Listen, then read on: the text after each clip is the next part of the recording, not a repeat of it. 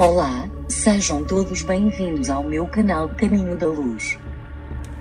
Você sabe como o cristianismo atravessou os séculos?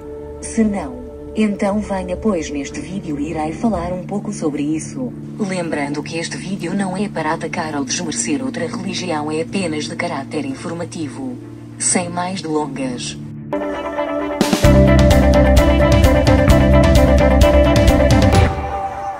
Cristianismo através do século.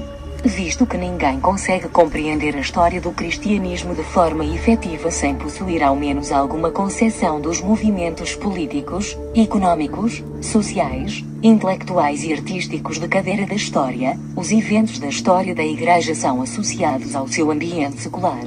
A análise de pessoas, lugares, datas, eventos, ideias e tendências ou movimentos no seu contexto temporal e geográfico adequado, nos ajuda a captar o fluxo da história da Igreja.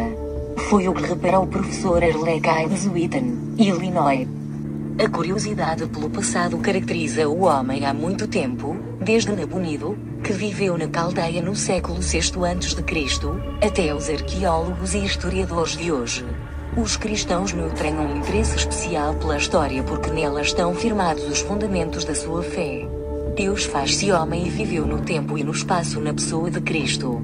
O cristianismo tornou-se a mais global e universal de todas as religiões que surgem no passado, tanto no Oriente Próximo quanto no Extremo Oriente. Além disso, tem sido cada vez mais influente na história da espécie humana e para os cristãos que desejam conhecer a sua herança espiritual, para imitar os bons exemplos do passado e evitar os erros que a Igreja tem cometido com frequência. Logo, o que é a história da Igreja?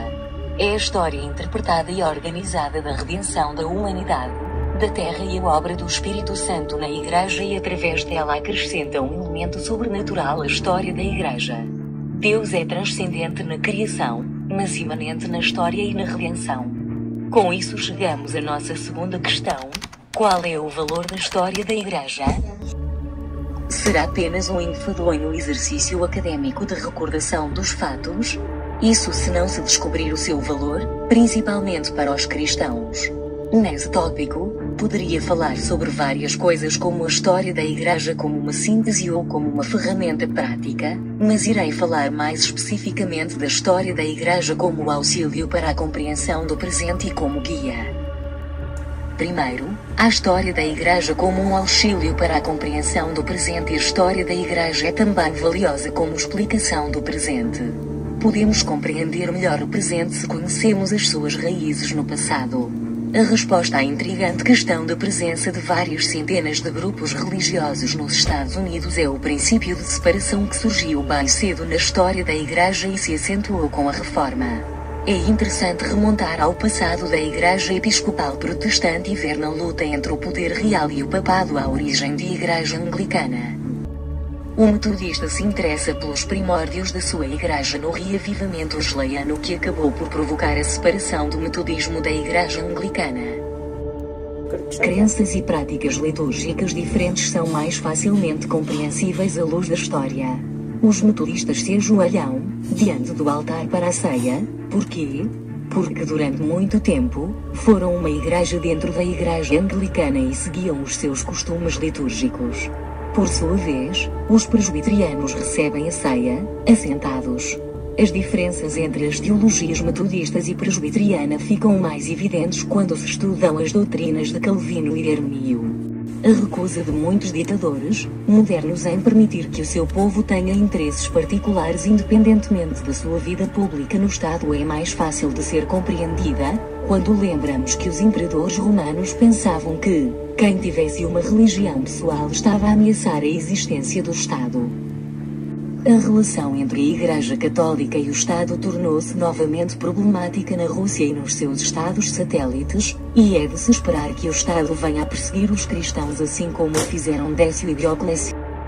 O perigo intrínseco da união entre Igreja e Estado através do apoio destas escolas paroquiais e do envio de embaixadores do Vaticano é esclarecido pelo lento declínio da espiritualidade na Igreja e pela interferência do poder temporal nos círculos eclesiásticos, começando com o controlo do Concílio de Niceia por Constantino, em 325.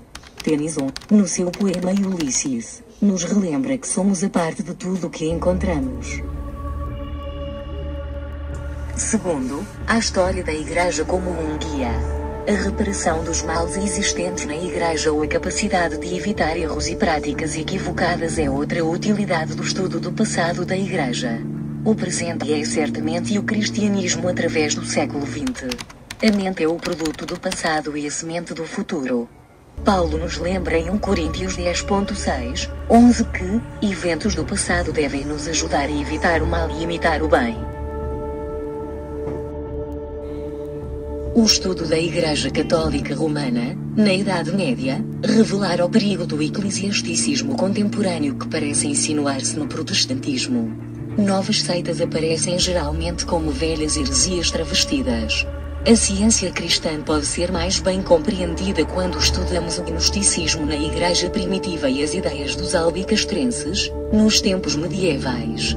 A ignorância da Bíblia e da história da Igreja é a razão principal por que muitos enveredam por falsas teologias e por práticas erradas. Bem, por hoje é tudo, espero que tenham gostado e nos vemos no próximo vídeo.